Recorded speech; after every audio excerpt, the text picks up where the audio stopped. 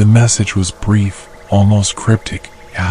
Tonight, under the full moon, the lunar mushroom glows, a key to an ancient order hidden in the shadows of the elder woods. It came from an unknown number, and in the dim light of my phone screen, I squinted at each word, searching for any hint of a prank or an obvious hoax. But nothing about this felt like a joke. There was something unmistakably real about it, like the sender knew things most people had long forgotten. In the silence of my kitchen, I wrestled with an uneasiness. A glowing mushroom under a full moon, was this a legendary species or some mythical lore? And the part about an ancient order? I wasn't one for conspiracy theories, but I heard enough to recognize the veiled reference to the Freemasons or one of those other shadowy societies. The implications curled in my mind, impossible to shake. I glanced at the clock, the minute hand ticking closer to midnight. Curiosity tugged at me, pulling me out of my indecision. Foraging had been my obsession since college. Each plant and fungus I cataloged felt like reclaiming a piece of nature lost to urban sprawl. The idea of a legendary mushroom was a once-in-a-lifetime discovery. And if I ignored the message, I knew I'd lie awake wondering about it for weeks. Against my better judgment, I threw on a coat, grabbed my field gear, and prepared for a night expedition. The moon was full, casting an eerie glow across the landscape. I could almost feel it watching me as I drove toward the edge of the forest. Entering the woods was like stepping into another world. Dense trees loomed overhead, blotting out the stars, while their skeletal branches reached like claws. A stillness settled around me, the air thick with silence. But something wasn't right. Symbols I'd never noticed before were carved into the trees, faint and aged yet unmistakably deliberate. Each one looked like an ancient rune, some curved, others sharply angular, their meanings lost to time. I shone my flashlight on one of them, a strange spiral that made my stomach tighten as if I were staring into a bottomless void. Ahead, the path twisted and snaked into deeper darkness. My heart hammered, and I felt a prickle at the back of my neck, that primal sensation of being watched. I stopped, scanning the shadows, and that's when I saw it, a figure, cloaked and barely distinguishable from the shadows, standing just off the path, motionless. My light caught the faintest glint from what looked like an insignia on his chest, but he didn't move, didn't breathe, just stood there watching me. I could feel my throat tighten. This was insane. I'd ventured into forests all my life, but never under the watchful eye of whoever this was. The legends about the Freemasons, or some kind of secret order, suddenly didn't feel so far-fetched. A voice inside screamed at me to turn back, to ditch this absurd quest and leave the forest before something irreversible happened. But another voice, one that had always led me into the deep woods, through hidden groves and forgotten trails, urged me forward. The deeper I ventured, the heavier the forest grew, as if the air itself were thickening around me. Trees towered over the narrow path, their gnarled branches forming a lattice that blocked out much of the moonlight, letting in only slivers of pale beams that scattered across the forest floor. Each step seemed to echo louder than it should, the sound swallowed by the oppressive silence only to return moments later, magnified and strange. Then came the whispers. At first, they were faint, no louder than a breath of wind, barely perceptible. But as I strained to listen, they grew distinct, fragments of words that I couldn't quite make out, spoken in hushed tones from somewhere just beyond the reach of my flashlight. My pulse quickened. I tried to dismiss them as tricks of the mind, maybe the creaking of trees or the distant hoot of an owl. But the whispers persisted, following me deeper, intensifying until they became an eerie backdrop to my every move. My legs urged me forward, yet with each step, my instincts screamed to turn back. As I passed through the shadows cast by the trees, I saw them, hooded figures slipping among the trunks, their forms blending into the dark. I could only catch glimpses, just enough to be certain they were real, but not enough to tell if they were close. One moment, I'd see the edge of a rope with a silhouette of a head, only for it to vanish when I focused on it. They moved as if part of the forest itself, gliding silently between the trees, never venturing too close yet never straying too far. I stopped, breath hitching as I scanned the dark woods, looking for any sign of them. This couldn't be real. I was just a forager, here because of a mysterious message and my own curiosity. But the figures were there, shrouded in darkness, moving with intention. My fingers tightened around the flashlight, its thin beam cutting through the shadows, but I couldn't shake the feeling that my every movement was being tracked. The further I walked, the more convinced I became that I was in way over my head. This wasn't the usual thrill of discovery I'd felt on my foraging expeditions. This was something darker, something that felt like it wanted me to get lost, to wander too far and to find my way back. I cursed myself for ignoring my gut earlier, for choosing curiosity over caution. I had a chance to turn back now, to leave this whole mess behind. But something tugged at me, a twisted sense of purpose that pulled me deeper, step after step. Then I saw them, a faint, glowing trail of mushrooms scattered along the ground. They were a soft, bioluminescent blue, each cap emanating a delicate light.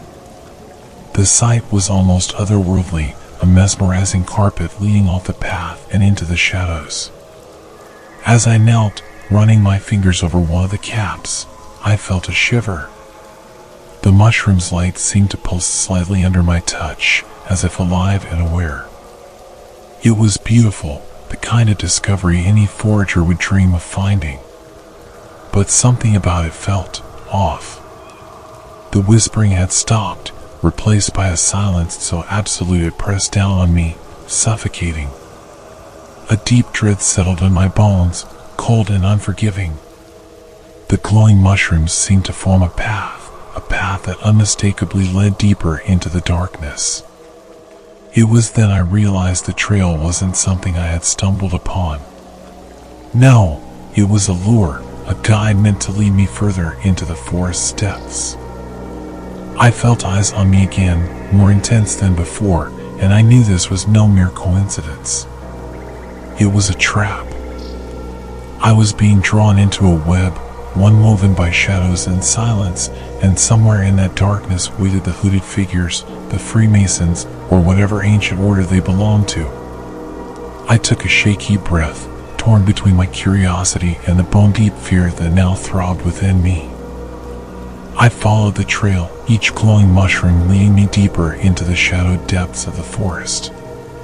The luminous caps cast a pale, bluish glow across the moss and leaves, their delicate light pulsing like some hidden heartbeat beneath the soil. The whispers that had chased me earlier were gone, but in their absence, the silence felt even heavier, the air thick and charged, as if the forest itself was holding its breath, waiting. Then, without warning, the trees parted, and I stepped into a hidden grove. It was breathtaking. The entire clearing was alive with light. The mushrooms weren't just scattered across the forest floor here, they bloomed in clusters, carpeting the ground, creeping up fallen logs, clinging to rocks, and even winding up the trunks of the trees. Each mushroom emitted its soft glow, casting the grove in a ghostly blue haze that shimmered and shifted, bathing everything in an ethereal, almost sacred light. The sheer number of them was staggering, their radiance so intense that it felt like walking through an underwater realm. My heart raced, not just from the beauty of it, but from the knowledge that I was standing in a place untouched by ordinary eyes. It felt ancient, hidden from the world, as if it had existed here for centuries, waiting for someone to find it. I dropped to one knee, reaching out to touch one of the mushrooms. It felt cool and velvety under my fingers, its stem firm and pulsing slightly, almost as if it were breathing. I carefully harvested a few, tucking them into my foraging pouch with a reverence I rarely felt. These weren't just mushrooms, they were part of something larger, something beyond any ordinary flora I'd ever encountered. As I moved through the grove, I began noticing them again, the symbols. They were carved into the trees here too, but unlike the faint marks I'd seen before, these were freshly etched, their lines sharp and defined. I traced my fingers over one, feeling the roughness of the wood beneath the carvings. The symbols seemed to shimmer in the glow, their strange, angular shapes dancing in the light cast by the mushrooms. Each mark felt deliberate, precise, as though they held some forgotten meaning, one that I was only beginning to understand. Then I felt it, a prickle at the back of my neck, the unmistakable sensation of being watched. I straightened slowly, scanning the edge of the grove, and my heart nearly stopped. A figure stood at the clearing's edge, half hidden by the shadows. Cloaked in dark robes, with a hood pulled low over their face, they were perfectly still, their presence as haunting as the grove itself. I took a step back, my pulse pounding, and nearly tripped over a cluster of mushrooms. The figure made no move to approach, but they lifted a hand and, with a slow, almost ritualistic gesture, beckoned me forward. My first instinct was to run, to tear my way through the trees and never look back. But something in the figure's stance, in the silent command of their gesture, held me rooted to the spot. I took a shaky step toward them, then another, each one feeling like a betrayal of my common sense. As I neared, I could make out more details, the intricate patterns woven into their cloak, the faint glimmer of silver around their neck, and on their chest, a familiar symbol, one I'd seen etched into the trees. The figure lowered their hand and spoke, their voice low and steady, each word weighted as though part of some ancient chant. "These mushrooms are no ordinary growth," they said, their tone reverent. "They are the key to understanding a deeper truth, one that has been protected for centuries by those who remain in the shadows." I swallowed, forcing myself to stand firm despite the fear clawing at my insides. Who are you?" I managed to ask, my voice barely more than a whisper. The figure tilted their head, the shadows hiding their face. "A guardian of the old ways, of knowledge hidden from the unworthy. These mushrooms, the ones you covet, they are connected to our order, to the legacy of the Freemasons." My stomach twisted. The Freemasons, the mere mention of them brought back all the whispered rumors, the conspiracy theories, the tales of secret rituals and ancient knowledge. I'd always thought of them as relics of history, remnants of a time long past. And yet here I was, standing in the presence of someone who seemed to be one of them, in a grove that felt as ancient as the stories themselves. "Why are you here?" I asked, my voice hoarse. The figure gestured to the mushrooms at my feet. "These are the lifeblood of the forest, and they carry within them the wisdom of our order. You came here seeking them, but they do not belong to you. They are ours, and we protect them fiercely." A chill ran down my spine as I realized the implications of their words. I wasn't just trespassing, I had unknowingly stumbled into a territory guarded by an order with roots deeper than I could fathom.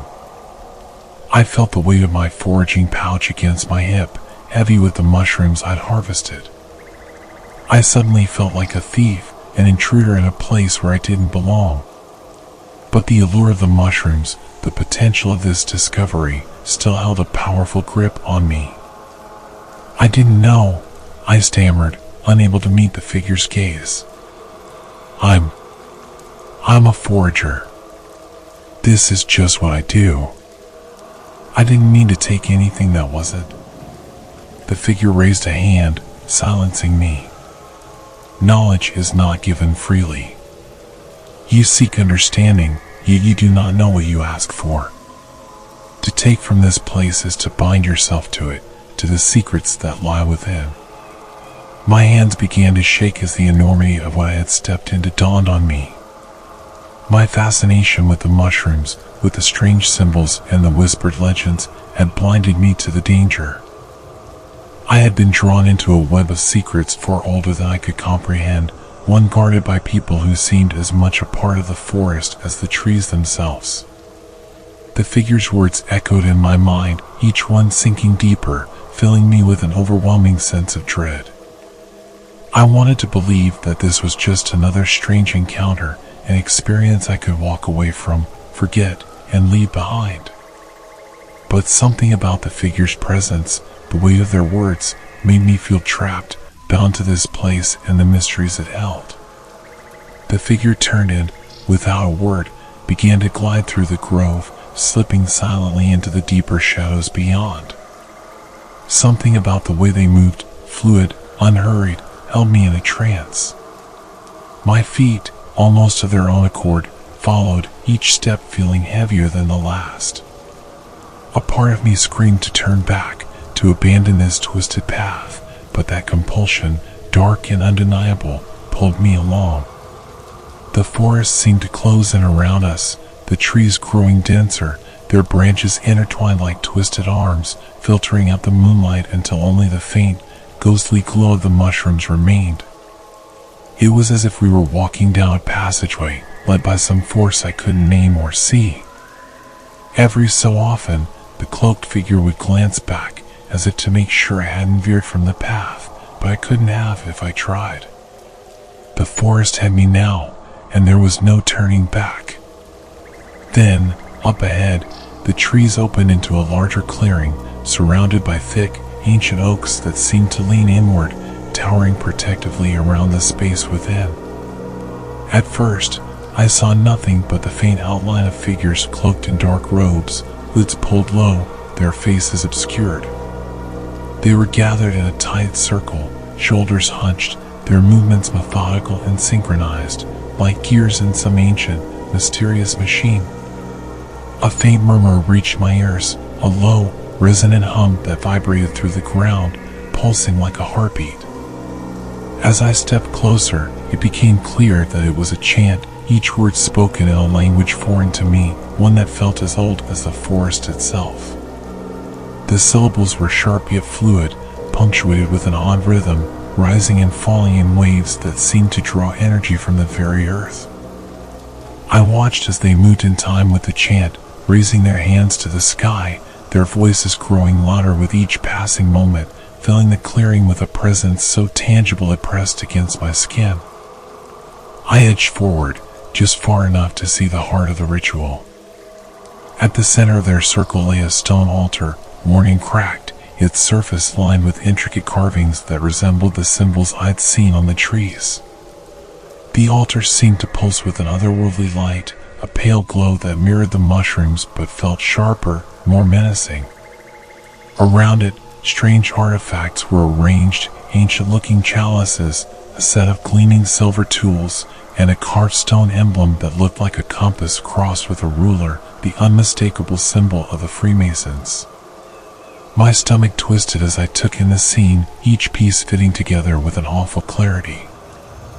I was no longer a mere observer. I was standing on the fringes of a secret that had lurked beneath the surface of history, hidden from prying eyes. This wasn't just a gathering, it was a ritual, one that I had no business witnessing. The chanting grew louder, more frenzied, and I felt an icy shiver run down my spine.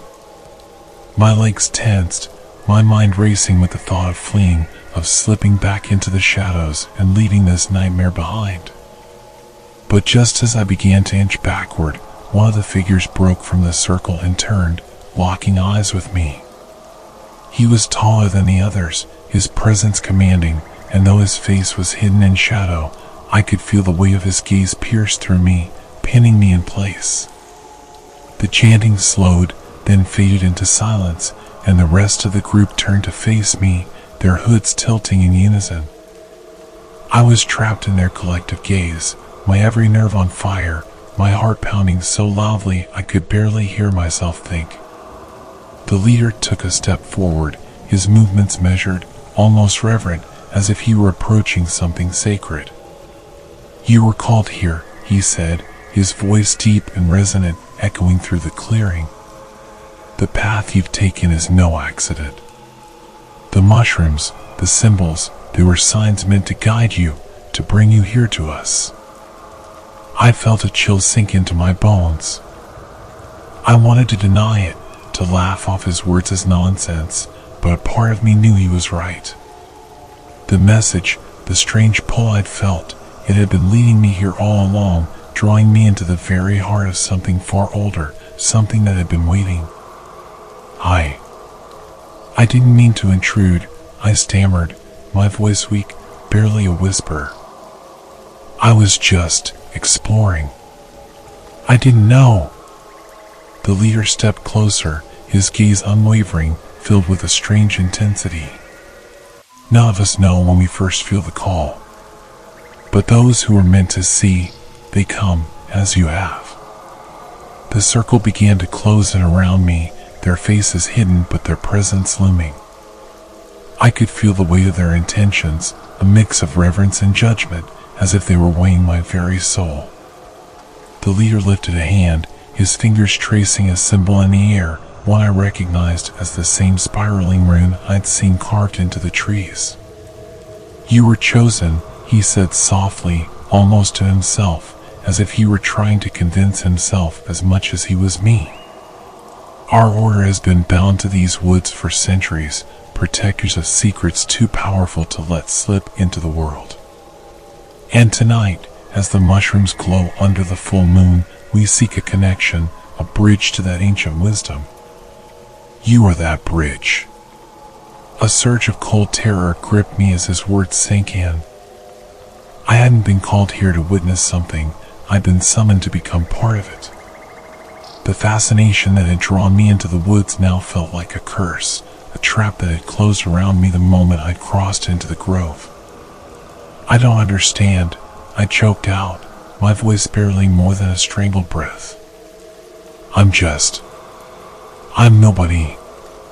Just a forager.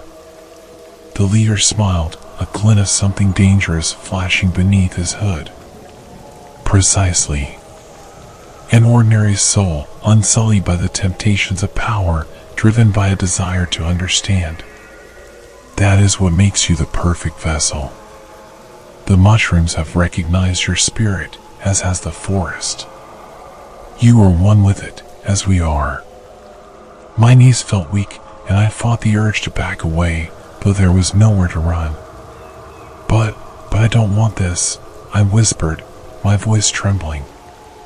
The others were watching me, their silence pressing down, filling the clearing with a sense of inevitability. The leader raised his hands, signaling to the group, and they resumed their chant, their voices low and haunting, each syllable laced with a power that made my skin prickle. The symbols on the trees, the glowing mushrooms, the cryptic message, all of it had led me here, to this clearing, to this moment. But why? What did they want from me? I looked around, searching their faces for any hint of compassion, any sign that they would release me, but their eyes were cold, calculating, their focus on the ritual as if I were nothing more than an object, a tool to be used. The leader drew closer, extending a hand as if to offer me comfort, though his touch felt anything but gentle. Fear is natural, he said, his voice soothing yet sinister. But this is your destiny, and once you accept it, you will understand. A storm of conflicting emotions tore through me. Part of me was entranced by the scene, by the ancient ritual, by the idea that I could be part of something bigger than myself. But the other part of me, the part that screamed for self-preservation, was desperate to escape, to flee from these people and their secrets, from the dark forest that had claimed me. I was suspended between terror and fascination, drawn into the ritual but paralyzed by the fear of what it meant. I could feel my heartbeat pulsing in my throat, my every instinct telling me to run. But as I looked into the leader's eyes, a strange calm washed over me, something almost accepting. The chant grew louder, each word resonating within me, filling me with a strange power I couldn't explain. The group closed in, forming a circle around me, their eyes alight with purpose, as if I were some long-awaited offering. And as I stood there, caught in the center of their ritual, I realized I might not make it out of these woods the same man who had entered. Or maybe I wouldn't make it out at all. The leader's gaze bore into me, his expression shifting from a detached reverence to something sharper, something personal. The others had fallen silent once more, their attention focused entirely on me, their collective intensity pressing in from all sides. I felt like an animal caught in a snare, held captive by the weight of their eyes and the pull of their ritual. My mind raced, my every instinct screaming to run, to escape, but the leader's words stopped me cold. "It's no coincidence you came here tonight," he said, his voice calm but charged with meaning. "You aren't just a wanderer who happened to stumble upon our gathering. You were called here, summoned by forces older than you can imagine. This forest, these mushrooms, they recognize the blood in your veins." What are you talking about?" I stammered, unable to comprehend the accusation. The leader stepped closer, studying me with a curious intensity, as though he were appraising something rare. "You are part of a legacy, one that stretches back generations. Your bloodline is connected to our order, bound by oaths and secrets. You may not know your history, but it knows you, and it has brought you here, to this place, on this night." I felt a chill wash over me, spreading from the base of my spine and radiating outward. My family? Connected to the Freemasons? It sounded absurd, like some twisted fantasy, but the conviction in the leader's voice was undeniable. He wasn't making this up. Somehow, deep down, I knew he was telling the truth. Memories flickered through my mind, stories my grandparents had hinted at, cryptic warnings and old family relics my parents had carefully tucked away, things I dismissed as relics of a forgotten era.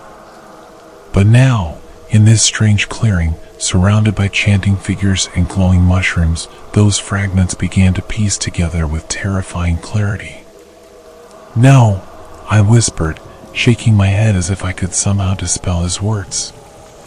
"My family, we don't have any connection to this." The leader's lips curled into a faint, knowing smile. "Perhaps you've been kept in the dark, but that does not change the truth. We have records, archives that detail the lineage of every member connected to our order. Your name, your bloodline, they are written there. You are a part of this, whether you accept it or not." Panic clawed at my chest, making it hard to breathe. This was a nightmare, something I couldn't possibly be a part of. But the leader's words hung in the air, undeniable, tangible, pulling me deeper into a history I never asked for. A shiver ran through me as I realized how far I'd been lured into this hidden world, and how inescapable it had become. The leader's voice dropped, almost a whisper, but I could still hear every word as he offered me the one choice I couldn't bring myself to face. "You can join us, accept your place in this ancient order, and honor the legacy of your bloodline. The ritual waits, and you are the key to unlocking its power." Or, he paused, his tone growing cold, the shadow of a threat lingering between us. "You can refuse. But know this, refusing your destiny carries consequences, ones that reach beyond just yourself." The weight of his words pressed down on me, heavier than anything I'd ever felt. My throat tightened as I looked around, desperation mingling with terror as I searched for any possible escape. But the figures around me didn't move, they remained silent and steady, like statues, guarding the edges of the clearing. They were a wall, an unbreakable barrier. My only option, it seemed, was to face what lay before me. "You don't understand," I began, my voice trembling. "I don't want any part of this.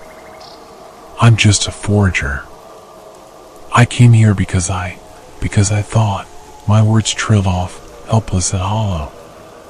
There was no explanation that could make this right, no justification that could return me to the life I'd known. The leader tilted his head, his eyes flashing with something that looked almost like pity. The path of your blood has led you here. You cannot run from it, cannot hide. To reject us is to reject a part of yourself, and such a denial has a price. What price? I asked, my voice hoarse with fear. He held my gaze, unflinching. A choice like this does not just affect you. It affects those around you, your family, those who share your blood.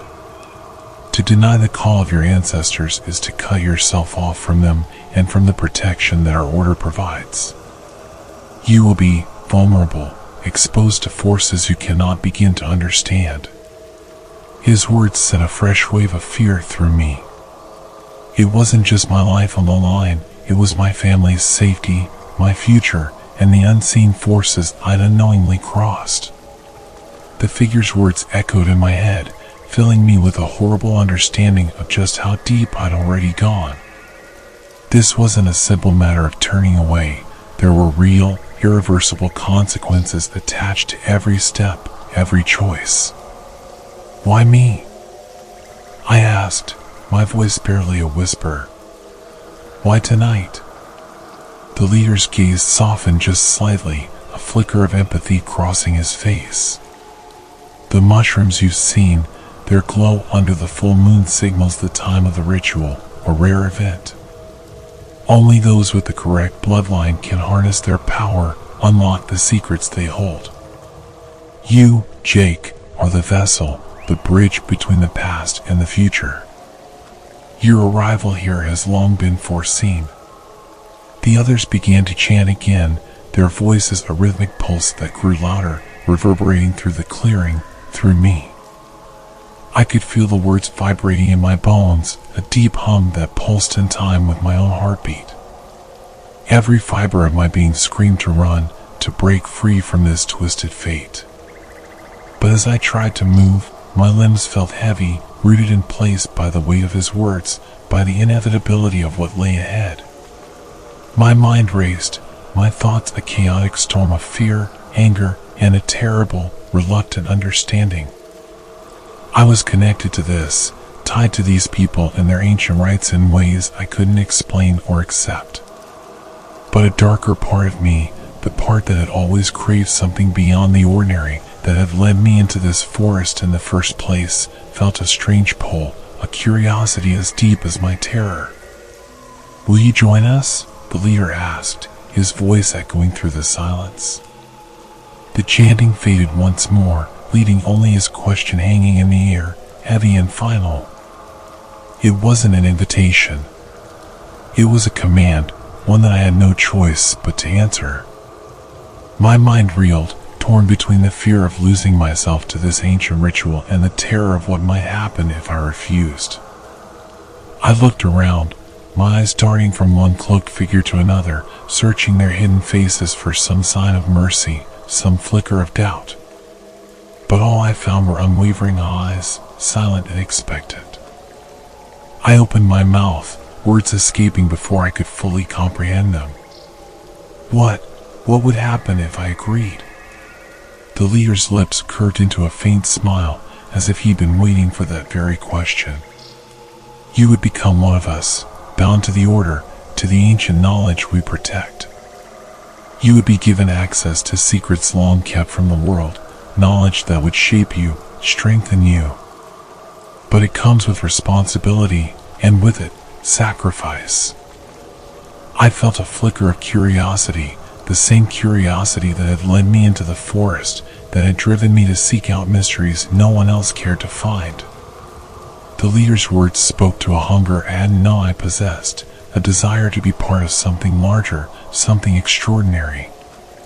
But the price, the cost was something I didn't know if I could bear.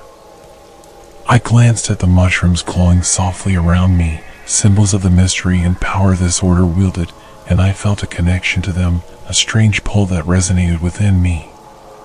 But just as I was about to answer, the realization of what that choice meant crashed over me, the loss of my freedom, the binding of my life to a destiny I hadn't chosen. And the faces of my family flickered in my mind, the ones I'd leave behind, the ones who would never understand the depths of what I'd become. The leader's gaze hardened, sensing my hesitation. The choice is yours, but know this: to walk away from us is to walk away from your own blood, to sever the ties that bind you to the power within you. The consequences will reach beyond you, Jake. They will follow you and your family forever. I stood there, torn between my desire to escape, to return to the safety of my ordinary life, and the haunting realization that I couldn't outrun the legacy in my veins. Every instinct screamed to flee, but I knew, deep down, that there was no escape from this. This fate, this dark legacy, was inescapable. And in that moment, I understood the terrible truth. As the leader's words settled over me, the weight of everything I'd heard tightened around my chest like a vice. My mind whirred, grasping for an escape, any excuse to pull me back from the precipice of this twisted legacy I'd unwittingly stumbled into. I turned slightly, hoping the movement might go unnoticed, but in an instant, the circle around me shifted. They closed ranks, each figure moving in eerie unison, blocking every exit. "Stay calm, Jake," the leader intoned, his voice firm but unsettlingly calm. "There's no need to fear. This is your destiny, and you must face it with an open heart.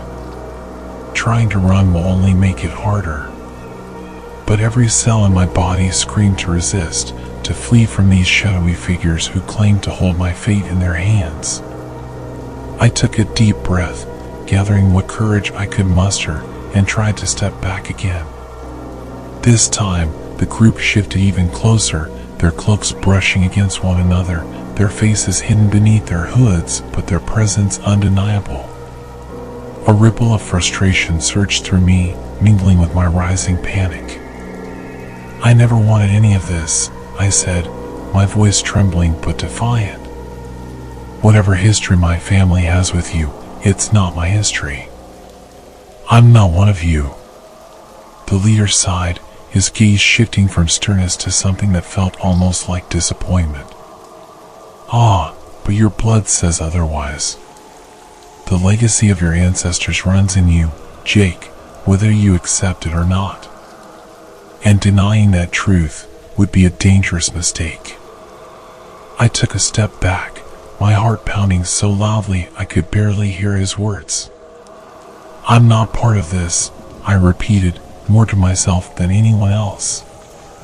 The thought was all I had to keep me grounded, to remind me that I was still Jake, the forager, the wanderer, the ordinary guy who'd stumbled into something he couldn't understand. But every attempt to cling to that identity felt like sand slipping through my fingers. In the thick silence, a rustling sounded from somewhere within the circle. At first, I thought it was just the wind brushing through the trees.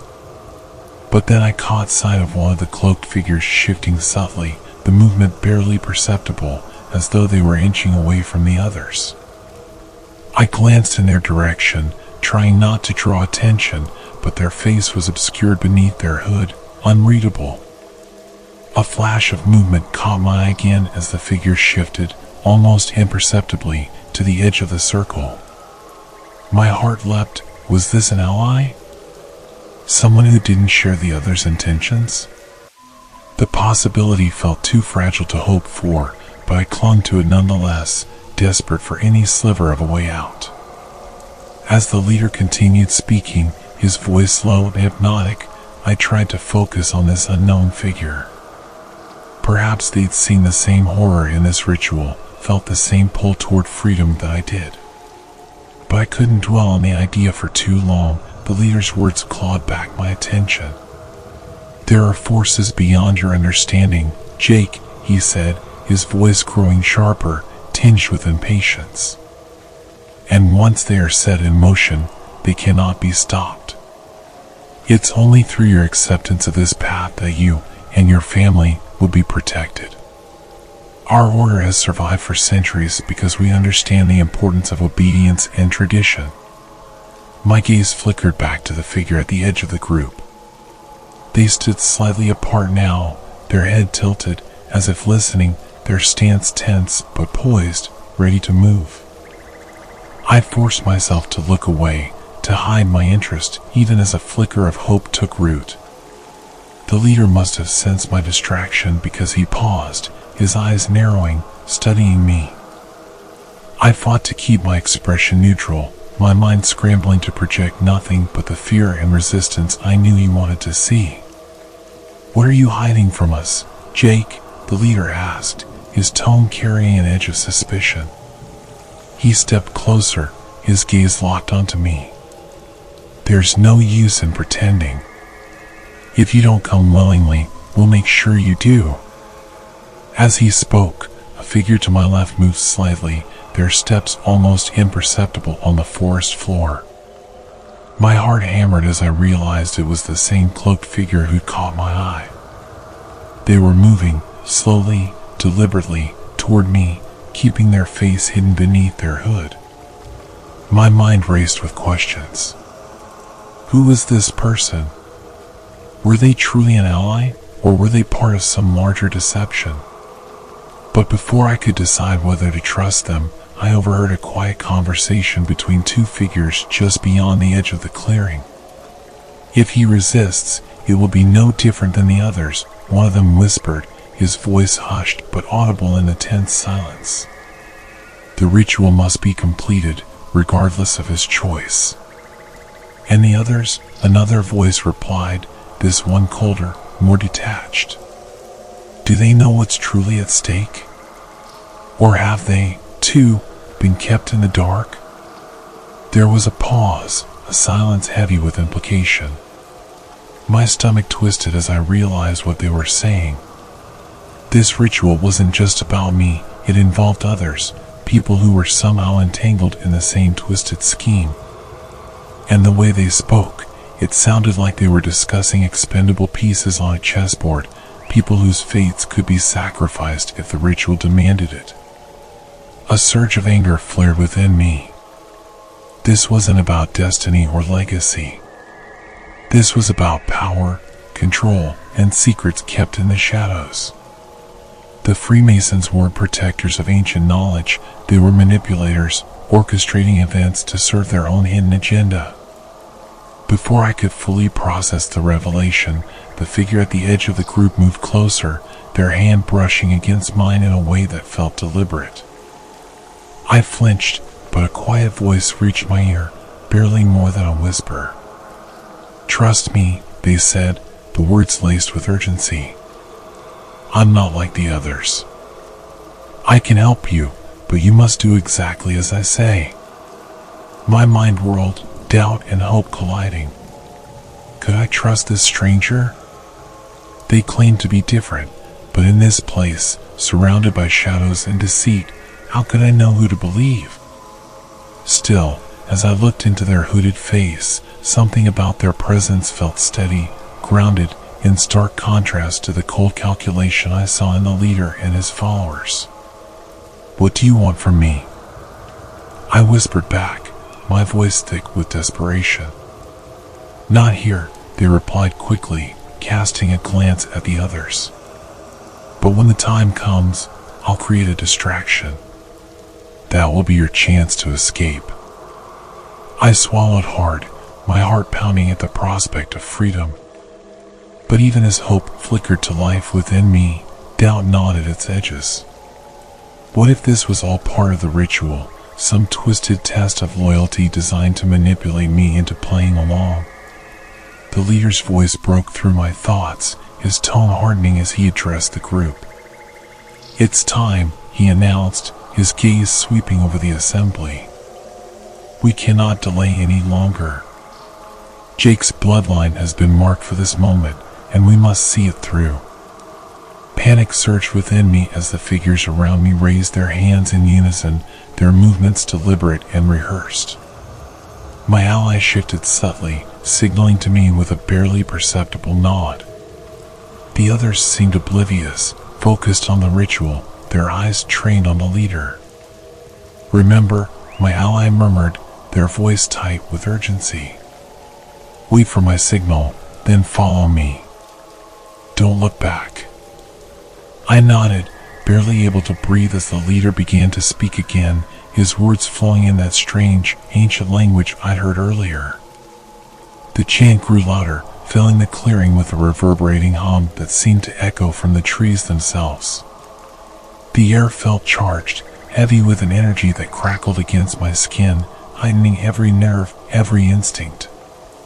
As the figures closed in, the leader raised his hand, a knife gleaming in the moonlight, its blade edged with the same symbols I'd seen on the trees.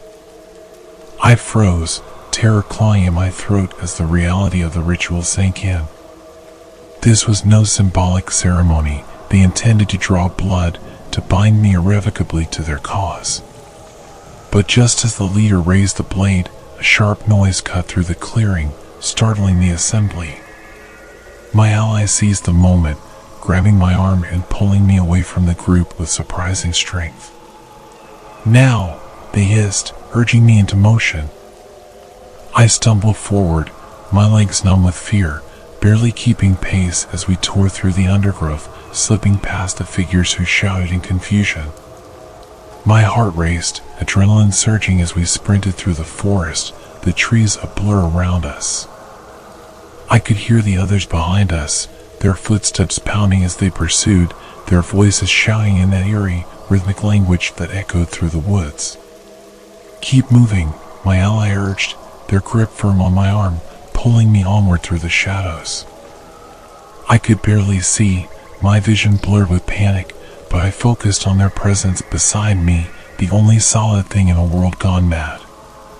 We ran until my lungs burned, until the sounds of pursuit faded into the distance, leaving only the whisper of the trees and the soft rustle of leaves underfoot. When we finally stopped, my legs buckled, and I dropped to my knees, gasping for air, my heart pounding in my chest. As I gasped for breath, my ally pulled back their hood, revealing a face that was both familiar and strange. Dark hair framed sharp features, a look of determination and urgency etched into their expression. "Jake," they said, their voice steadier now that we had a moment to breathe. "My name is Eliza. We don't have much time. You need to understand what's at stake." I nodded, still trying to process everything that had just happened, the ritual, the chanting, the knife raised above me. "What do you know about them? About the mushrooms? Why do they want me?" Eliza glanced back toward the path we had just sprinted down, her expression tight with worry. "They're trying to harness the power of the mushrooms. They believe they can unlock a source of forbidden knowledge, knowledge that could alter reality itself. The Freemasons think that by consuming the mushrooms during the ritual, they can tap into some kind of cosmic force. It's dangerous, Jake. It could lead to chaos, destruction, maybe even worse." My heart raced as the implications sank in.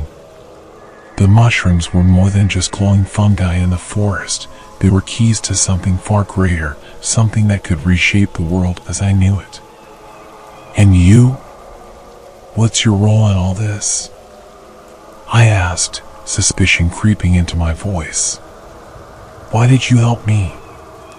Eliza sighed, the weight of her next words heavy in the air. "Because I don't want them to succeed. I used to be part of their ranks, but I saw the truth of what they were planning. I couldn't stand by and watch them destroy everything in their pursuit of power." The memories flashed in my mind, the images of cloaked figures and symbols, the echoes of ancient chants. "You were one of them?" I breathed. "How can I trust you?" "Because I'm not like them," Eliza replied, frustration flaring in her eyes. "I left. I defected because I realized the truth. And if you stay with them, you'll be nothing more than a pawn in their game. You're just as much a target as I was, Jake." They'll use you and then discard you when you're no longer useful. The betrayal hung in the air between us, a silent reminder of how little I truly knew about this world or the people in it. What do you mean by they'll use you? I asked, my voice trembling slightly. They believe your bloodline is essential to their plan, she explained. You're connected to the legacy, but there's more. There are secrets hidden in your past, in your family's history, that even you don't know about. If they get their hands on you, they'll unlock those secrets and use them for their own gain. I felt a cold rush of dread seep into my bones. What kind of secrets? What do you know about my family? Eliza hesitated for a moment, her gaze piercing as she gauged my reaction. Your family's connection to the Freemasons is deeper than you realize. There was a reason they were chosen to keep the mushrooms a secret, a reason your name is tied to their legacy. It goes back generations, Jake. Your ancestors made a pact with the Freemasons, one that has led to this moment.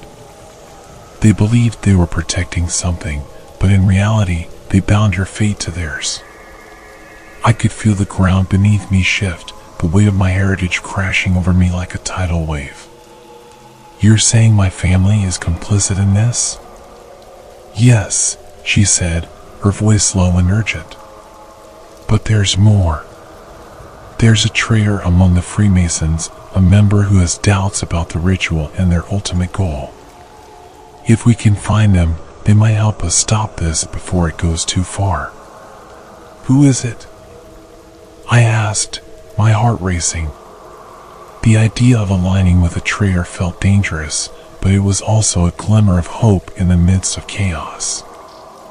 I don't know, Eliza admitted, frustration lacing her tone. But I have a lead.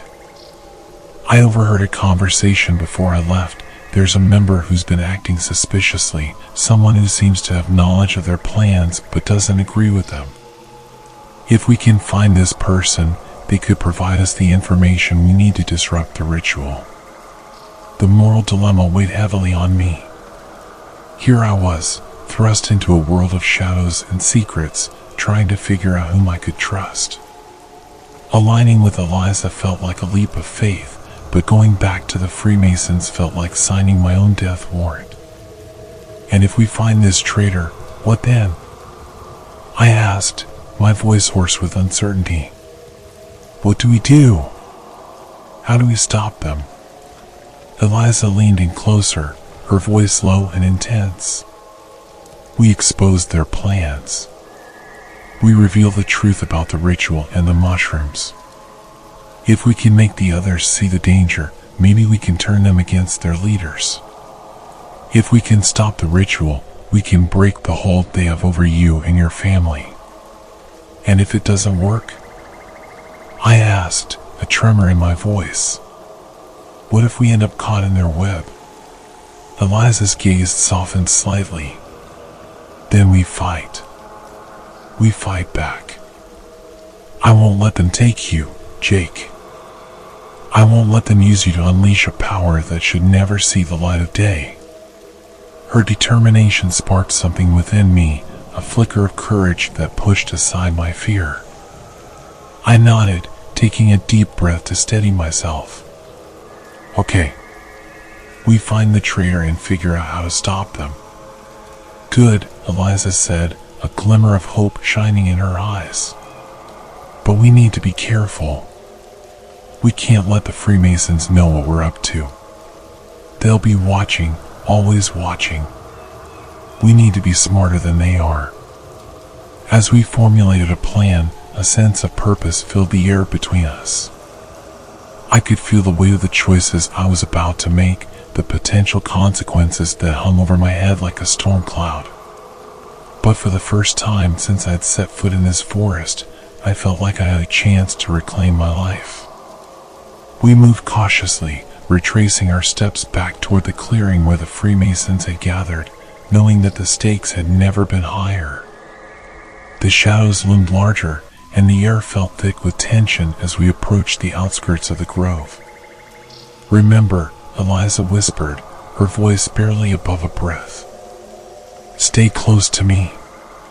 Follow my lead, and don't draw attention to yourself." I nodded, the weight of her words settling in. We slipped through the trees, the glow of the mushrooms casting eerie shadows against the bark. As we neared the clearing, I felt my heart pounding in my chest, each beat a reminder of how close I was to everything I'd feared. When we finally broke into the clearing, it was alive with activity. The Freemasons were gathered in a tight circle, their voices raised in a hypnotic chant, the energy of their ritual palpable. I could see the leader at the center, still clutching the knife, his expression fervent as he directed the others. "Stay hidden," Eliza instructed, her voice urgent as we pressed ourselves against a nearby tree, concealed by the shadows. "We need to find the traitor without drawing any attention." Peering around the edge of the clearing, I scanned the faces, looking for someone who seemed out of place. The members were enraptured by the ritual, their focus unyielding. But then, my eyes fell upon a figure on the fringes, a woman whose stance seemed more hesitant than the others, her gaze darting nervously from side to side. "There," I whispered, pointing her out to Eliza. "Do you see her?" "Yes," Eliza replied, her eyes narrowing in concentration. "She's been acting strangely. If anyone knows what's going on, it's her." As we watched, the woman shifted uneasily, glancing toward the leader with an expression that spoke of conflict. It was a flicker of doubt that mirrored my own internal struggle. Perhaps she was the ally we needed, the one who could help us unravel the Freemasons' plans. "We need to get closer," Eliza urged, her voice firm. "If she's our best chance, we can't let this opportunity slip away." I nodded, a surge of adrenaline flooding through me. Carefully, we edged around the perimeter of the clearing, staying low and hidden as we made our way toward the woman. The closer we got, the more palpable the tension became, the weight of secrecy wrapping around us like a shroud. When we were finally close enough to hear her murmurs, Eliza gestured for me to stay put while she approached the woman.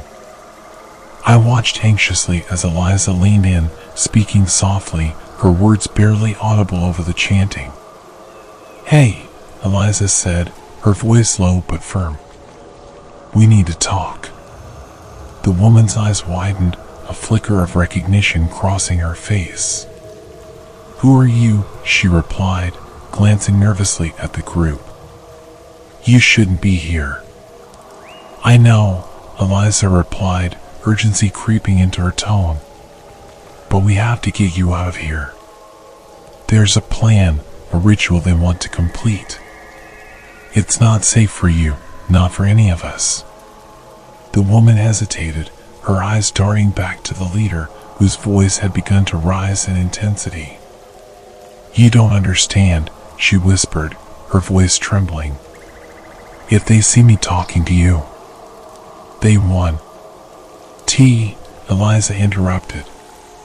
"We can't let them succeed. You have to trust us.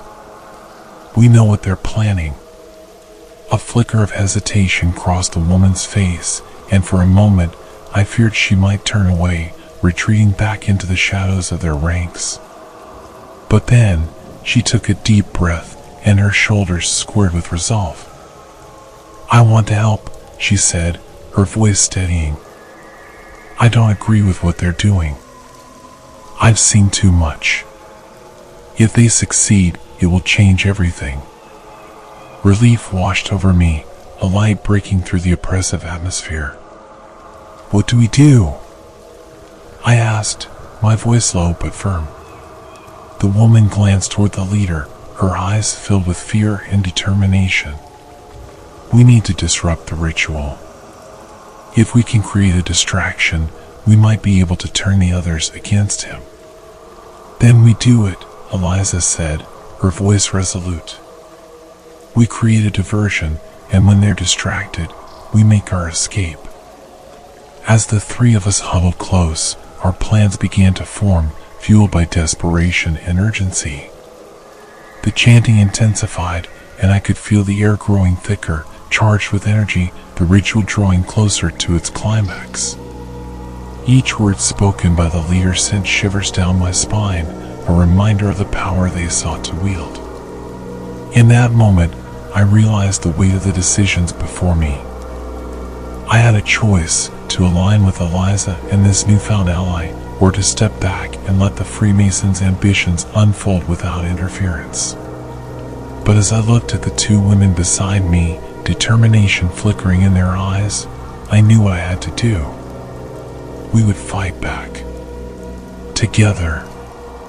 The tension crackled in the air as Eliza, the traitor turned ally, and I exchanged a determined glance. We were on the brink of something monumental, a chance to disrupt the Freemasons' sinister plans. The chanting in the clearing reached a fever pitch, and it was now or never. "Let's go," I whispered urgently. The three of us ducked into the shadows, moving as quietly as we could, our hearts racing.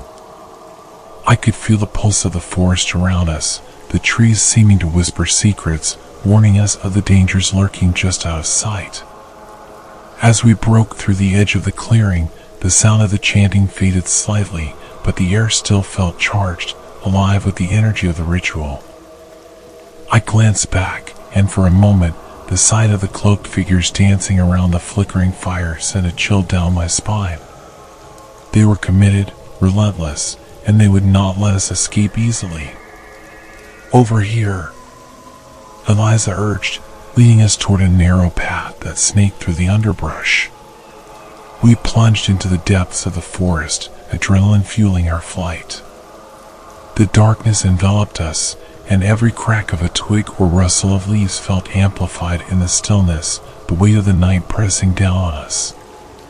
But the forest was not just a backdrop, it was alive, an entity that seemed to react to the energy of the ritual. As we ran deeper, the trees closed in around us, branches reaching out like skeletal hands, grasping our clothes, pulling us back into their grasp. I could almost hear the trees groaning, protesting our intrusion. "Watch out!" Eliza shouted, and I barely had time to react as a hidden pitfall opened up beneath my feet. I leapt just in time, feeling the rush of air as I sailed over the gaping maw of the trap. Behind me, I heard the muffled thud of someone else falling into the pit, but there was no time to look back. We had to keep moving. We veered left, following a path that went through the thickets. The low-hanging branches snagged at my clothes, and I could hear Eliza and the other woman, what was her name again, breathing heavily behind me, their footsteps echoing the same panic that surged through my veins. The sounds of pursuit grew louder, shouts and angry curses echoing through the trees. "Doe! Doe!" I yelled, pushing my legs harder, my lungs burning. The forest was a labyrinth, shifting as I ran, as if it were both a refuge and a trap. I could feel it responding to the energies of the Freemasons and the ritual, reacting to our fear and urgency. Just as I thought we had gained some distance, I heard the crack of branches snapping behind us. "They're gaining," Eliza called, her voice strained. "We need to split up." "No," I protested, panic flaring in my chest. "We can't leave each other. We'll find a way back to each other," Eliza insisted, determination hardening her gaze. "Trust me. I'll lead them away. Just keep running." With that, she veered off into the thick underbrush, disappearing into the shadows. I felt a pang of dread at the thought of her alone against the Freemasons, but I knew there was no time to dwell on it. I needed to focus on survival and getting away from this nightmare. The other woman, who still hadn't introduced herself, was right beside me, her breath coming in sharp gasps. "We have to find a way to disrupt the ritual," she urged, her voice frantic. "I know," I replied, my mind racing. But how? They're too powerful. The underbrush grew thicker, and I stumbled, my foot catching on a root. I fell forward, hitting the ground hard, the air knocked out of my lungs. For a split second, I lay there, disoriented, listening to the chaos unfolding around me. "Jake," the woman shouted, pulling me back to reality. I pushed myself up, heart pounding as I glanced around. I could see the faint glow of the mushrooms in the distance, the trees swaying as if urging me forward. "Come on," I urged her, urgency fueling my movements as I got back to my feet. We sprinted deeper into the woods, the sounds of pursuit drawing closer. I could hear the Freemasons shouting to one another, their footsteps crunching through the leaves, a cacophony of rage and determination. As we ducked around a massive oak tree, I caught a glimpse of a hooded figure darting past. They were fast, almost ethereal in their movements. The forest seemed to close in around us, branches intertwining, creating an almost claustrophobic sense of entrapment. "Do you hear that?" the woman asked, her voice trembling. I strained to listen, a chill running down my spine. There was something in the air, a low hum that seemed to resonate through the ground, the trees swaying almost rhythmically. It felt as if the forest itself was alive, reacting to the energies swirling around us, the remnants of the ritual that still thrummed in the air. "I think it's reacting to the ritual," I said, feeling a rush of realization. "The energy, it's coming from the mushrooms." As if in response, the ground beneath us seemed to pulse, and the branches above rustled violently. "What does that mean?" the woman asked, eyes wide with fear. "It means we have to get to the mushrooms," I said, determination flooding my voice. "If we can disrupt their source of power, maybe we can stop them."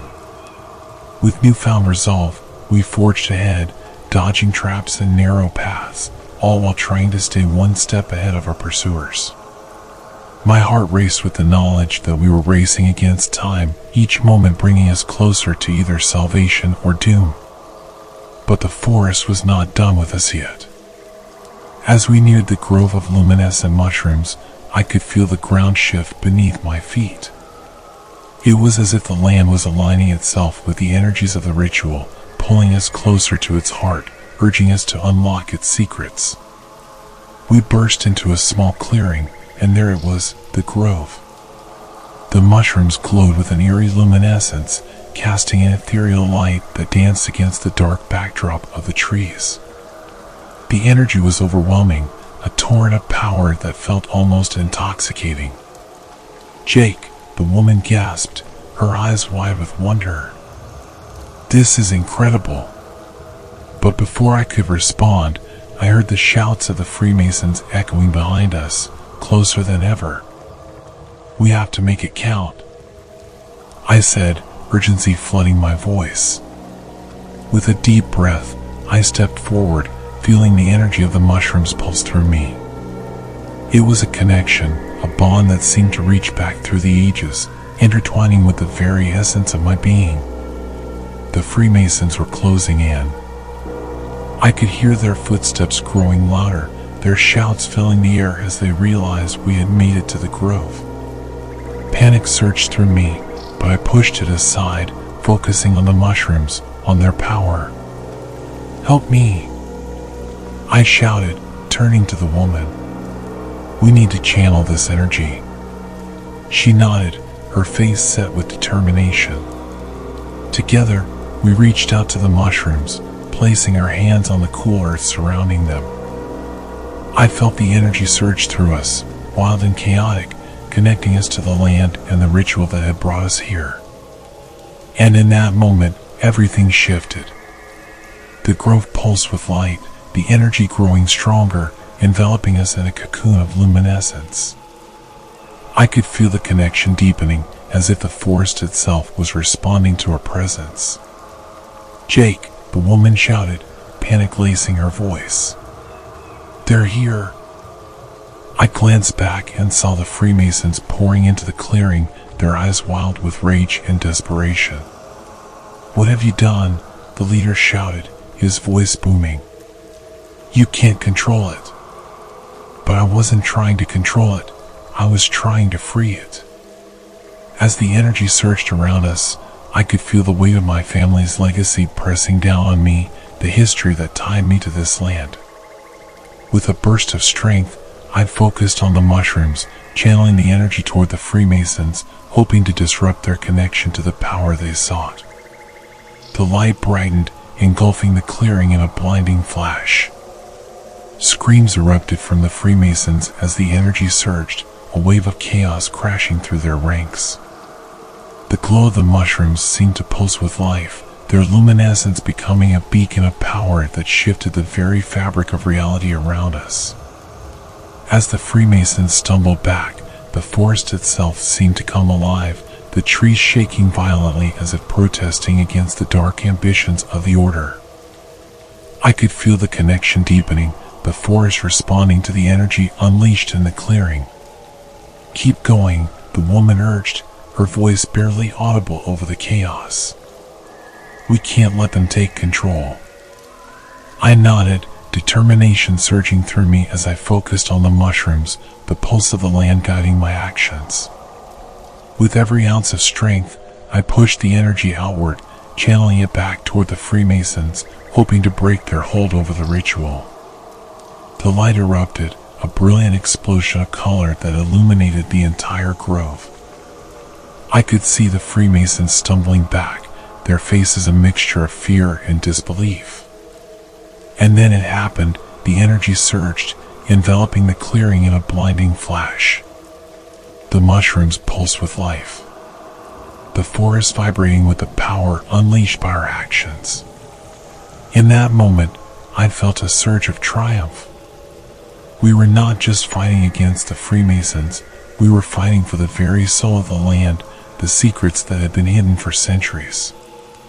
The ground trembled beneath us, and I could hear the whispers of the forest growing louder, a chorus of voices that echoed through the trees.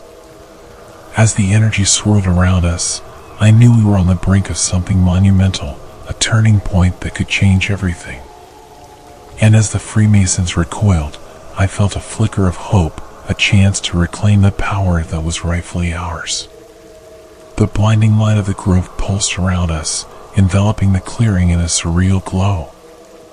I could feel the energy thrumming beneath my feet, resonating with the very core of the forest.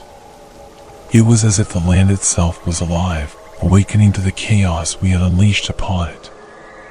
The Freemasons staggered backward, their faces pale as they shielded their eyes from the brilliance radiating from the mushrooms. In that moment, I spotted the leader at the forefront of the group. He stood tall and imposing, his cloak billowing around him like a dark cloud. His eyes burned with fury and desperation, and as they locked onto mine, I felt an almost electric tension crackle between us. "Jake," he growled, his voice low and dangerous. "You think you can disrupt what has been centuries in the making? You have no idea what you're tampering with." His words sent a chill down my spine. "What do you mean?" I shot back, my heart racing. "What do you want with the mushrooms?" A wicked smile curled on his lips, and he took a step forward, the shadows around him seeming to deepen. "You are the key, Jake. Your bloodline is intertwined with the ancient order of the Freemasons. These mushrooms are not just a source of power, they are the gateway to dimensions beyond our understanding. With them, we can unlock knowledge that transcends time." I felt the ground shift beneath my feet, the weight of his words pressing down on me. "You're lying." I spat, but the fear gnawed at my insides, making my resolve waver. I refuse to believe I'm part of this twisted legacy. He laughed, a cruel sound that echoed through the grove. "You can deny it all you want, but the truth is in your blood. Your ancestors were the protectors of this power, and it has been passed down to you. You are destined to join us, or face the consequences. Destined? I retorted, anger igniting within me. I'm not destined for anything you say. I won't let you use me as a pawn in your game. The leader's expression darkened, his eyes narrowing. You underestimate the power of your heritage. The ritual we perform tonight is not just about the mushrooms, it's about you, Jake. You hold the key to unlocking a hidden dimension, a realm of knowledge and control that could reshape the very fabric of reality. The weight of his revelation settled in the air, heavy and suffocating. I felt the truth of his words resonate within me, intertwining with the chaotic energy swirling around us. The realization that my family had been part of this dark legacy threatened to swallow me whole. Why should I trust you? I shouted, desperation creeping into my voice. You want to manipulate me just like the others. You're right, he admitted, his tone dripping with condescension. But this is not about manipulation, it's about evolution. Join us, and you can wield the power to reshape the world. Refuse, and you will bring destruction upon yourself and those you love. I took a step back, grappling with the emotional stakes. You think I want to be part of this? I gestured to the chaos unfolding around us, the Freemasons still reeling from the energy of the grove. You're wrong. I won't allow myself to be corrupted by this dark legacy. The leader's expression hardened, and he stepped closer, the shadows swirling around him. Then prepare to face the consequences, Jake. You think you can disrupt the ritual? You'll pay for your defiance. With that, he raised his hands, and the air around us crackled with energy. The mushrooms pulsed in response, their glow intensifying as if feeding off the tension of the moment. The ground trembled beneath us, and I felt the weight of the forest pressing down, the very essence of the land resonating with the clash of our wills. No! I shouted, summoning every ounce of strength within me. I won't let you control me. As I reached out to the mushrooms, I felt their power surge through me, a lifeline connecting me to the very heart of the forest. The luminescent glow wrapped around my fingers, amplifying my resolve. I could sense the weight of my ancestors behind me, their voices whispering encouragement through the rustling leaves. The leader surged forward, cloaked in shadows, but I stood my ground. You may have power, but I have something you don't, freedom. I cried, my voice cutting through the darkness like a blade. With a fierce determination, I channeled the energy of the mushrooms, feeling it pulse and swell within me. The light exploded around us, casting the clearing in a radiant glow that pushed back against the shadows. The energy surged, building to a crescendo as the forces of light and dark clashed violently. Stop him, the leader shouted, but his voice was drowned out by the chaotic energy swirling around us. The Freemasons lunged toward me, but the brilliance of the mushrooms pushed them back, a barrier of light that shielded me from their grasp. As the clash of energies intensified, I felt the ground beneath me ripple, the very fabric of reality shifting. I could sense the hidden dimension the leader had spoken of, a tantalizing glimpse of knowledge and power beckoning from beyond the veil. It was a seductive force, tempting me to embrace it, to accept the dark legacy I had been thrust into. But deep down, I knew that power without responsibility was a dangerous game. I wouldn't be a puppet for their ambitions. I had a choice, a chance to break the cycle of manipulation that had plagued my family for generations. Jake, the woman's voice cut through the chaos, pulling me back to the moment. I glanced back at her, and for a fleeting second, I could see her fear and determination reflected in her eyes. You can do this. We believe in you. With her encouragement, I focused on the energy swirling around us, directing it toward the leader. I could feel the mushrooms resonating with my will, their glow brightening as I channeled my fear and anger into a concentrated beam of light. Enough! I roared, my voice steady and powerful. I released the energy, sending it crashing toward the leader like a tidal wave. The brilliance illuminated the grove, casting away the shadows that clung to him. He stumbled back, shock and disbelief etched on his face as the energy enveloped him. "No! You can't do this!" he shouted, but it was too late. The light engulfed him, pulling him back into the darkness he had sought to control. The forest trembled, the air crackling with energy as the clash reached its climax. I could feel the pressure building, the hidden dimension responding to the release of power. The very essence of the grove resonated, the mushrooms pulsing with life as if awakening from a long slumber. In that moment, I was faced with a choice, the choice to embrace the power that lay before me, to unlock the secrets of the hidden dimension, or to release it, to sever the ties to the dark legacy of the Freemasons once and for all. I took a deep breath, the weight of the decision heavy on my shoulders. The energy surged around me, inviting and terrifying, but I knew what I had to do. With one final surge of determination, I directed the energy outward, allowing it to dissipate into the forest. The brilliance enveloped everything, washing over the Freemasons, the leader disappearing into the light, the shadows retreating as the power surged through the grove. "Jake," the woman called, her voice filled with urgency. "What are you doing?" "I'm breaking the cycle," I shouted back, my heart racing as I felt the energy pulsing around me. "I won't let this darkness continue." The light expanded, engulfing the grove in a kaleidoscope of colors. I could feel the whispers of my ancestors urging me forward, their strength flowing through me as I severed the connection to the hidden dimension. The Freemasons screamed in terror as the light enveloped them, their dark ambitions unraveling before my eyes. And then, as the last remnants of darkness were consumed by the brilliance, everything fell silent. The grove was bathed in a soft, golden glow, the mushrooms glowing gently in the aftermath of the ritual. I stood there, panting, the weight of my choices heavy on my heart.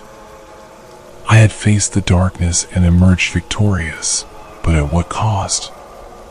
As the reality of what I had done settled over me, I felt a sense of loss, a mourning for the legacy I had severed, the history I had turned my back on. But I also felt a flicker of hope, a chance to reclaim my identity free from the shadows of the past. The woman beside me took a tentative step forward, her eyes wide with disbelief. "You did it," she whispered, awe and admiration mingling in her voice. "You broke the cycle." I nodded, still processing the whirlwind of emotions swirling within me. "But at what cost?" I murmured, glancing back at the clearing, the remnants of the Freemasons fading into the ether. "I may have stopped them, but I can't escape the truth of my heritage." "Maybe not," she replied softly, her gaze steady. "But you have the power to forge your own path now. You can decide what legacy you want to create." Her words resonated within me, a glimmer of clarity amidst the turmoil. I had the power to shape my destiny, to redefine what it meant to carry my family's name. I wouldn't allow the darkness to claim me. I would choose light, even in the face of uncertainty. As we stood together in the grove, surrounded by the remnants of the ancient ritual, I knew that this was just the beginning. I would seek to understand the truth of my heritage, to uncover the secrets hidden within the forest, and to protect the legacy of my ancestors, not as a pawn of the Freemasons, but as a guardian of the light. Together, we stepped forward into the soft glow of the grove, the promise of a new dawn stretching before us. I could feel the energy of the forest pulsing around us, a reminder that while the past was written, the future was ours to shape. And in that moment, I realized that the true power lay not in controlling the darkness, but in embracing the light, forging a new legacy that would echo through the ages. As I stepped out of the forest, the cool night air wrapped around me like a comforting blanket. The weight of the experience still clung to me, heavy and unyielding, but I felt a sense of purpose begin to take root in my heart. I had confronted the darkness, severed the ties that had bound me to the Freemasons, and reclaimed my identity. The grove faded behind me, the mushroom's luminescence dimming as I crossed the threshold into the mundane world. The sounds of the forest gave way to the distant hum of the town, the comforting bustle of everyday life. I took a deep breath, ready to embrace the simplicity of life outside the shadows, but even as I moved forward, I felt a lingering connection to the mystical energy I had harnessed. In the days that followed, I tried to return to normalcy. I resumed my job at the local bookstore, surrounded by the comforting scent of old pages and the hushed whispers of literature. But something inside me had shifted. I found myself gazing out the window more often, my mind drifting back to the grove, the symbols etched into the bark of the trees, and the chants of the Freemasons echoing in my mind. It wasn't long before the visions began. At first, they were fleeting, a shimmer of light in the corner of my eye, a flash of color that danced just beyond my line of sight. But then they grew more vivid. In the stillness of the night, as I lay in bed, I would close my eyes and see the mushrooms glowing, their soft light illuminating the faces of my ancestors, their voices weaving together in a chorus of secrets and warnings. I tried to dismiss them as mere remnants of a traumatic experience, but the visions persisted. I could see the symbols from the forest, twisting and turning in my mind, calling out to me in a language I couldn't quite grasp. Each time I encountered the visions, a shiver of unease coursed through me, a reminder that I was not entirely free from the grasp of the Freemasons. One evening, as I walked home from work, the air thick with the scent of rain, I felt a familiar pull in the pit of my stomach. The world around me began to shimmer, the streetlights flickering as the shadows deepened. I halted in my tracks, the images flooding my mind. I saw a hidden path leading back to the grove, the mushrooms glowing more brightly than ever, their radiance pulsing with an urgency that echoed my own heartbeat. Not again, I murmured to myself, instinctively shaking my head as if to dispel the visions. But they were relentless, weaving through my thoughts like a vine wrapping tighter and tighter. I couldn't ignore them any longer. I could feel the forest calling me back, a siren song of secrets and power. The next night, I succumbed to the urge. I ventured into the woods, the familiar chill wrapping around me like an old friend. As I walked deeper, the shadows danced among the trees, and the air crackled with the same energy I had felt during the ritual. The further I went, the more alive the forest felt, each rustle of leaves whispering ancient tales. When I reached the clearing, my heart raced. The grove was as I remembered, the mushrooms glowing with an ethereal light, but this time they pulsed with a sense of urgency. I stepped forward, my breath hitching as the familiar symbols materialized around me, etched into the earth like a warning. And then, the visions surged again, flooding my mind with fragments of memories that weren't mine. I saw glimpses of the Freemasons in their cloaks, their faces shrouded in darkness, their hands raised in an ancient ritual. They were chanting, but this time, I understood the words, "He will come, he will choose."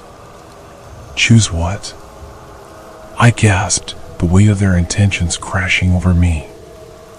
I felt the energy of the grove resonate with the urgency of their call, as if the forest itself demanded my choice. Suddenly, the air shifted, and I turned to see a figure standing at the edge of the clearing. It was cloaked in shadows, the features obscured, but the unmistakable aura of authority radiated from it. "Jake," the figure intoned, its voice echoing with a deep resonance. "You've returned." I swallowed hard, the realization hitting me like a punch to the gut. "Who are you?" I demanded, my voice shaky yet defiant. "What do you want with me?" The figure stepped into the light, revealing the leader of the Freemasons, his expression twisted into a smirk. "You thought you could escape, but the legacy of your blood runs too deep. The power you harnessed has awakened something ancient, and now you must decide what to do with it. Why are you here?" I shouted, fury coursing through my veins. "I severed my ties with you. I won't be a part of this." He chuckled, a low, mocking sound that sent chills down my spine. "You cannot deny your heritage, Jake. You carry the knowledge of the past, the legacy of your ancestors. You are bound to this power, whether you like it or not. Join us, and we can unlock the true potential of the mushrooms, the dimensions beyond." My heart raced as I struggled with the implications of his words. I could feel the energy of the grove pulling at me, urging me to embrace the legacy I had tried so hard to escape. "I won't become your puppet," I shouted, my voice trembling with determination.